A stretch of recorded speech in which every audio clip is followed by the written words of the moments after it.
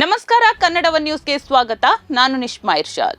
ದಕ್ಷಿಣದ ರಾಜಕೀಯ ಅಖಾಡದಲ್ಲಿ ಕೇಳಿ ಬರ್ತಾ ಇರುವ ಆ ಒಂದು ಹೆಸರು ಈಗ ಇಡೀ ದೇಶದ ಗಮನವನ್ನ ಸೆಳೀತಾ ಇದೆ. ಅದುವೇ ದಳಪತಿ ವಿಜಯ್. ತಮಿಳುನಾಡಿನ 234 ವಿಧಾನಸಭಾ ಕ್ಷೇತ್ರಗಳ ಫಲಿತಾಂಶಕ್ಕೂ ಮುನ್ನವೇ ಬಂದಿರುವ ಎಕ್ಸಿಟ್ ಪೋಲ್ಗಳು ದ್ರಾವಿಡ ರಾಜಕಾರಣದ ಅಡಿಪಾಯವನ್ನೇ ಅಲ್ಲಾಡಿಸಿವೆ. ದಶಕಗಳ ಕಾಲ ಆಳಿದ ಡಿಎಂಕೆ ಮತ್ತು ಎಐಎಡಿಎಂಕೆ ಪಕ್ಷಗಳಿಗೆ ಶಾಕ್ ನೀಡೋದಕ್ಕೆ ಸಿನಿಮಾ ರಂಗದ ಸೂಪರ್ ಸ್ಟಾರ್ ಸಜ್ಜಾಗಿದ್ದಾರೆ. ಇವತ್ತಿನ ಈ ವಿಡಿಯೋದಲ್ಲಿ ಈ ಸಂಚಲನದ ಕಂಪ್ಲೀಟ್ ರಿಪೋರ್ಟ್ ಅನ್ನ ನೋಡೋಣ.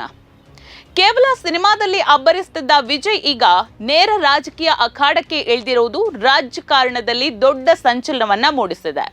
ಕಳೆದ ಏಪ್ರಿಲ್ 23ರಂದು ತಮಿಳುನಾಡಿನಲ್ಲಿ ನಡೆದ ಮತದಾನ ಕೇವಲ ಒಂದು ಚುನಾವಣೆ ಆಗಿರಲಿಲ್ಲ, ಅದು ಒಂದು ಅಸ್ತಿತ್ವದ ಯುದ್ಧದಂತಿತ್ತು.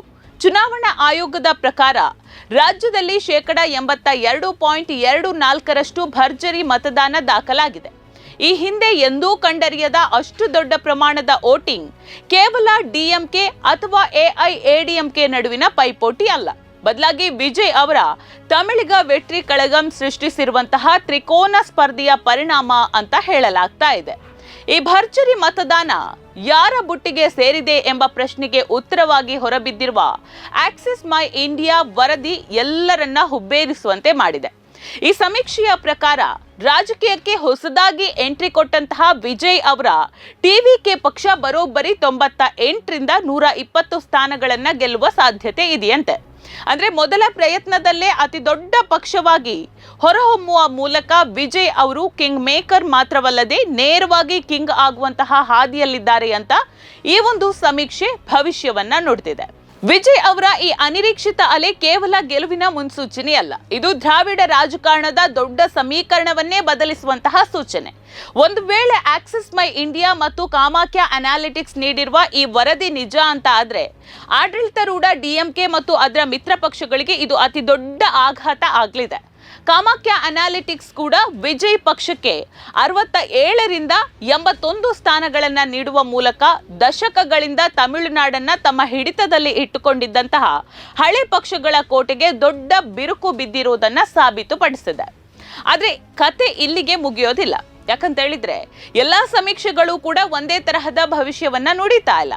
ಒಂದ್ ಕಡೆ ವಿಜಯ್ ಅಬ್ಬರ ಅಂತ ಇದ್ರೆ, ಇನ್ನೊಂದು ಕಡೆ ಮ್ಯಾಟ್ರಿಕ್ಸ್ ಮತ್ತು ಪೀಪಲ್ಸ್ ಪಲ್ಸ್ ಸಂಸ್ಥೆಗಳು ಎಂಕೆ ಸ್ಟಾಲಿನ್ ಅವರ ಮೇಲೆಯೇ ವಿಶ್ವಾಸವನ್ನ ವ್ಯಕ್ತಪಡಿಸಿದೆ. ಮ್ಯಾಟ್ರಿಕ್ಸ್ ವರದಿಯ ಪ್ರಕಾರ ಡಿಎಂಕೆ ಮೈತ್ರಿಕೂಟ 122ರಿಂದ 132 ಸ್ಥಾನಗಳೊಂದಿಗೆ ಮತ್ತೆ ಅಧಿಕಾರಕ್ಕೆ ಬರಲಿದೆ ಅಂತ ಹೇಳಲಾಗ್ತಾ ಇದೆ. ಇಲ್ಲಿ ವಿಜಯ್ ಪಕ್ಷಕ್ಕೆ ಕೇವಲ 10ರಿಂದ 12 ಸ್ಥಾನಗಳನ್ನ ಕೊಟ್ಟಿರೋದು ಈಗ ಮತದಾರರಲ್ಲಿ ಮತ್ತು ರಾಜಕೀಯ ಪಂಡಿತರಲ್ಲಿ ದೊಡ್ಡ ಗೊಂದಲವನ್ನ ಸೃಷ್ಟಿಸಿದೆ. ಎಲ್ಲ ಗೊಂದಲಗಳ ನಡುವೆ ನಾವಿಲ್ಲಿ ಗಮನಿಸಬೇಕಾಗಿದ್ದು ತಮಿಳುನಾಡಿನ ಮ್ಯಾಜಿಕ್ ನಂಬರ್ 117. ಸರ್ಕಾರ ರಚಿಸೋದಕ್ಕೆ ಬೇಕಾದಂತಹ ಈ 117 ಸ್ಥಾನಗಳನ್ನ ಯಾರಾದ್ರೂ ಒಬ್ರು ಪಡೀತಾರಾ ಅಥವಾ ಹಂಗ್ ಅಸೆಂಬ್ಲಿ ಆಗತ್ತಾ? ಒಂದು ವೇಳೆ ಸಮೀಕ್ಷೆಗಳು ಹೇಳುವಂತೆ ವಿಜಯ್ ಅವರ ಪಕ್ಷ ಕನಿಷ್ಠ 90 ಸ್ಥಾನಗಳನ್ನ ಗೆದ್ರೂ ಸಹ ಅವರು ಸರ್ಕಾರ ರಚನೆಯಲ್ಲಿ ಪರಮಾಧಿಕಾರ ಹೊಂದಲಿದ್ದಾರೆ. ಜನಸಾಮಾನ್ಯರು ಕೇವಲ ದಳಪತಿಯ ಕ್ರೇಜ್ ನೋಡಿ ಓಟ್ ಹಾಕಿದ್ದಾರಾ ಅಥವಾ ಸಿಸ್ಟಮ್ ಬದಲಾಗಬೇಕು ಅಂತ ಮನಪೂರ್ವಕವಾಗಿಯೇ ಮತ ಹಾಕಿದ್ದಾರಾ ಅನ್ನೋದು ಕೂಡ ಇಲ್ಲಿ $1 ಮಿಲಿಯನ್ ಪ್ರಶ್ನೆಯಾಗಿದೆ. ಒಟ್ನಲ್ಲಿ ಇಡೀ ದೇಶ ಈಗ ಸೋಮವಾರ ಅಂದ್ರೆ ಮೇ 4ರ ಮತ ಎಣಿಕೆಯ ದಿನಕ್ಕಾಗಿ ಕಾಯ್ತಾ ಇದೆ. ಅಂದು ವಿಜಯ್ ಅವರ ರಾಜಕೀಯ ಭವಿಷ್ಯ ಮಾತ್ರ ಅಲ್ಲ, ತಮಿಳುನಾಡಿನ ಮುಂದಿನ 5 ವರ್ಷಗಳ ಹಣೆ ಬರಹದ ತೀರ್ಪು ಪ್ರಕಟವಾಗುತ್ತೆ. ಎಕ್ಸಿಟ್ ಪೋಲ್ಗಳು ನಿಜವಾಗಿ ವಿಜಯ್ ಹೊಸ ಇತಿಹಾಸ ಬರೀತಾರಾ ಅಥವಾ ಅನುಭವಿ ಹುಲಿಗಳೇ ತಮ್ಮ ಅಧಿಕಾರವನ್ನ ಉಳಿಸಿಕೊಳ್ತಾರಾ ಅನ್ನುವಂತಹ ಕುತೂಹಲ ಕೂಡ ಇದೆ. ನೋಡ್ತಾ ಇರಿ ಸಮ ಸಮಾಜಕ್ಕಾಗಿ ಕನ್ನಡವ ನ್ಯೂಸ್. ನಮಸ್ಕಾರ.